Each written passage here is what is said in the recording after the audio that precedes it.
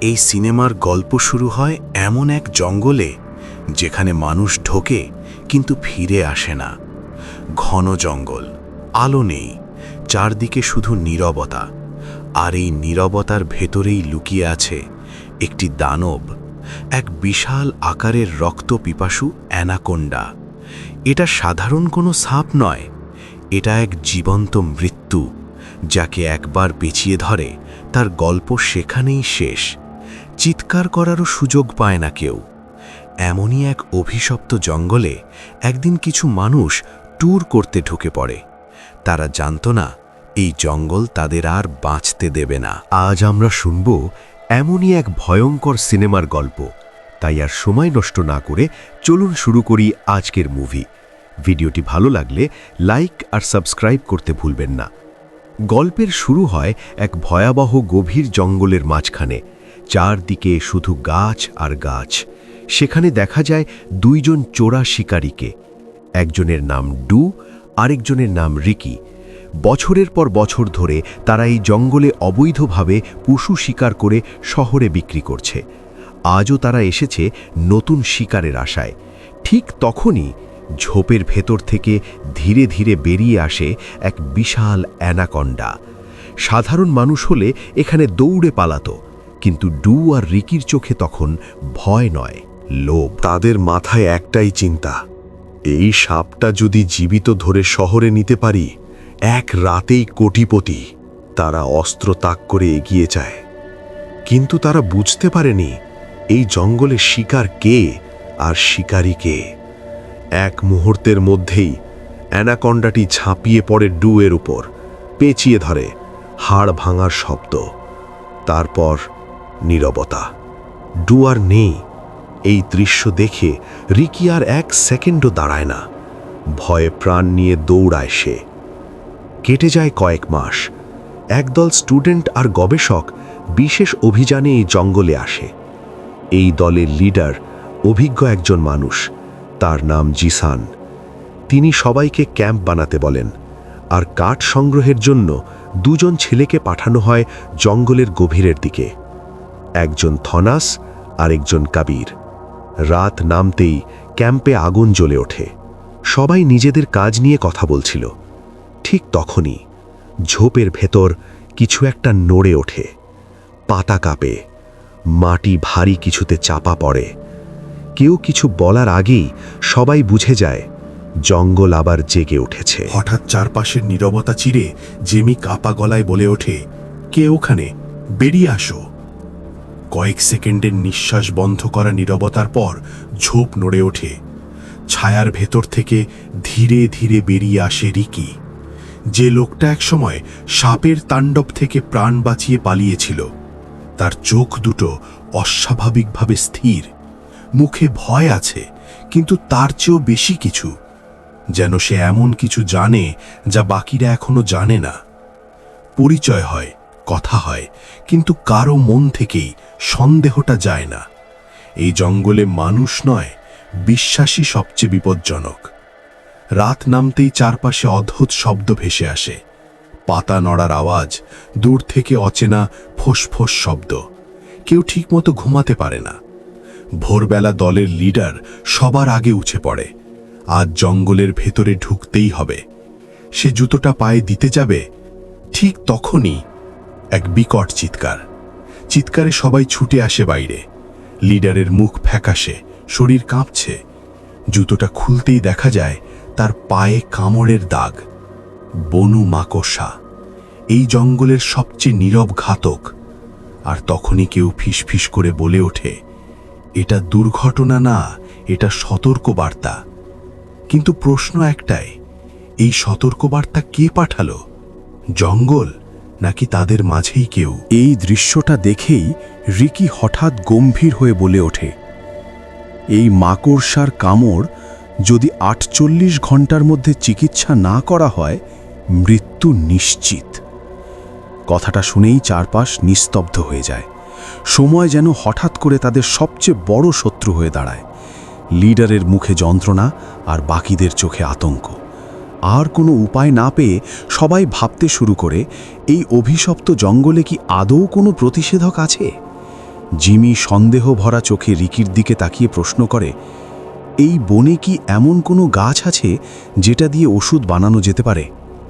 এক মুহূর্ত চুপ থেকে রিকি ধীরে বলে ওঠে, হ্যাঁ আছে, একটা বিরল অর্কিড গাছ, জঙ্গলের গভীরতম জায়গায়।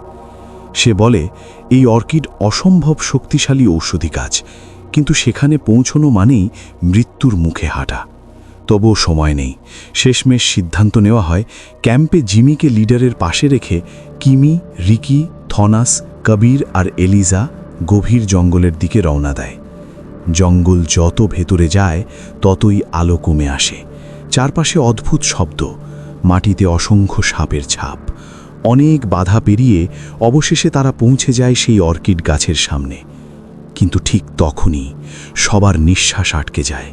অর্কিড গাছটার দিকে তাকাতেই দেখা যায় গাছের ডাল, লতা আর ফুলের সাথে শত শত সাপ ঝুলে রয়েছে, নড়াচড়া করছে, চুপচাপ নজর রাখছে তাদের উপর।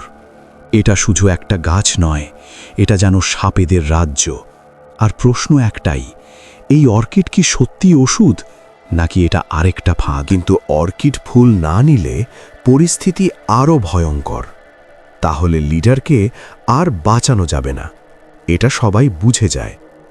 এই ভয়ঙ্কর নীরবতার মধ্যেই থনাস দৃঢ় কণ্ঠে বলে ওঠে, আমি গাছে উঠব, সাপগুলোর চোখ ফাঁকি দিয়েই অর্কিড নিয়ে ফিরব। সে ধীরে ধীরে সামনে এগোয়। ঠিক তখনই মাটি কেঁপে ওঠার মতো একটা শব্দ। হঠাৎ করে অর্কিড গাছটার লতার ভেতর থেকে এক বিশাল অ্যানাকন্ডা ধীরে ধীরে বেরিয়ে আসে। এত বড় যে যেন পুরো গাছটাকেই সে নিজের বলে দাবি করছে। এই দৃশ্য দেখেই সবাই আতঙ্কে দিক বিদিক ছুটতে শুরু করে। জঙ্গল যেন হঠাৎ আরও অচেনা হয়ে ওঠে। দৌড়াতে দৌড়াতে একসময় কবিরের থেকে বাকি সবাই আলাদা হয়ে যায়। ঘন পাতার ভেতরে সে একাই পড়ে যায়, হারিয়ে যায় জঙ্গলের গভীরে। অন্যদিকে চারজন থেমে হঠাৎ বুঝতে পারে কবির নেই। সবার বুক ধক ধক করে ওঠে। কিছুক্ষণ আগের ভয় এখন রূপ নেয় অপরাধবোধে। তারা সিদ্ধান্ত নেয়, যাই হোক কবিরকে খুঁজতেই হবে। তারা আবার অর্কিড গাছের দিকেই এগোতে থাকে। আর ঠিক তখনই জঙ্গলের অন্য প্রান্তে কবির একা দাঁড়িয়ে চারপাশে চেনা কোনো মুখ খুঁজতে থাকে। হঠাৎ তার সামনে ছায়া নামে, এক বিশাল উপস্থিতি, নিঃশব্দ কিন্তু ভয়ঙ্কর।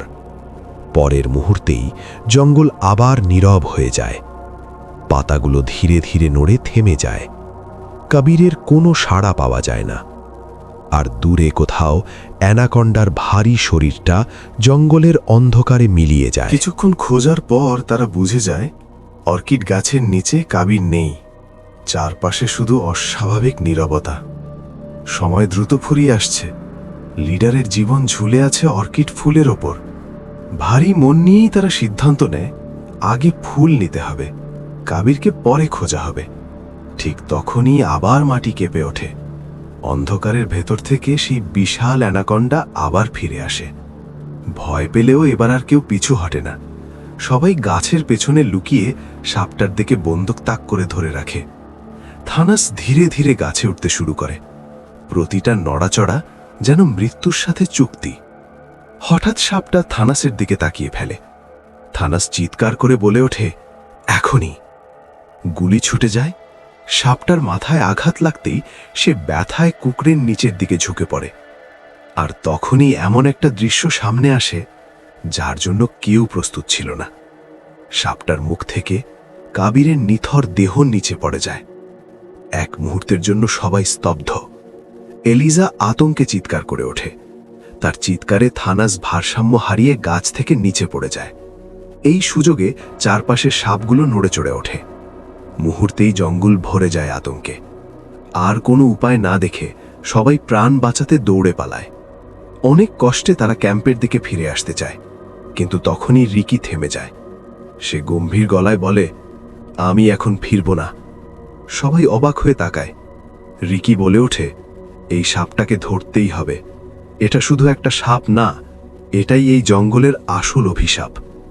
তার চোখে তখন ভয় নেই, আছে এক অজানা প্রতিশোধের আগুন। রিকি তখন ঠান্ডা মাথায় সবাইকে বোঝাতে থাকে, এই সাপটা যদি আমরা ধরতে পারি তাহলে আমরা সবাই বড় লোক হয়ে যাব। এই কথাতেই সবার চোখ খুলে যায়। তারা বুঝে ফেলে রিকি আসলে ভয় পায় না, সে লোভী। আরও ভয়ঙ্কর সত্য ধীরে ধীরে স্পষ্ট হয়। এই লোকটা জেনে বুঝেই তাদের এই জঙ্গলে এনে ফেলেছে। আর কোনো কথা না বলে তারা রিকিকে সেখানেই রেখে ক্যাম্পের দিকে ফিরে যেতে শুরু করে। কিন্তু কিছু দূর যেতেই তারা এক ভয়ানক জায়গায় এসে পড়ে। চারদিকে তাকাতেই দেখা যায় মাটি, গাছের ডাল, লতা সবখানেই শত শত সাপ ছড়িয়ে আছে। পরের মুহূর্তেই সাপগুলো নড়ে চড়ে ওঠে আর তাদের ধাওয়া শুরু করে। ভয়ে দিশেহারা হয়ে তারা আবার দৌড়ে ফিরে আসে রিকির কাছেই। রিকি ঠোঁটের কোণে হালকা হাসি নিয়ে বলে, আমি জানতাম তোমরা ঠিকই ফিরে আসবে। আর কোনো উপায় নেই। শেষমেশ তারা নতুন সিদ্ধান্ত নেয়, অর্কিড গাছটা বোমা দিয়ে মাটিতে ফেলা হবে। এতে সাপটাও শেষ হবে আর অর্কিড ফুলও পাওয়া যাবে। প্ল্যান অনুযায়ী তারা আবার অর্কিড গাছের কাছে পৌঁছায়। সেই সময় অ্যানাকন্ডাটা গাছের সাথে পেঁচিয়ে নিস্তব্ধভাবে ঘুমিয়েছিল। এই সুযোগে রিকি গাছের গোড়ায় বোমা বসিয়ে আগুন ধরিয়ে দেয়। পরের মুহূর্তে এক প্রচণ্ড বিস্ফোরণ, গাছটা ভেঙে নিচে পড়ে যায়। কিন্তু ধোঁয়া আর শব্দের সুযোগে অ্যানাকন্ডাটা পালিয়ে যায় জঙ্গলের গভীরে। চারপাশে আবার নীরবতা। সেই সুযোগে এলিজা ধীরে ধীরে এগিয়ে যায়। হাত কাঁপলেও সে সাবধানে গাছটার কাছে পৌঁছে আর শেষমেশ অর্কিড ফুলটা পেয়ে যায়। এই ফুলই এখন লিডারের শেষ আশা। কিন্তু প্রশ্ন থেকেই যায়, এই জঙ্গল কি এত সহজে তাদের ছেড়ে দেবে? এলিজা অর্কিড ফুল হাতে ফিরে আসতে যাবে, ঠিক তখনই চারপাশের বাতাস ভারী হয়ে ওঠে।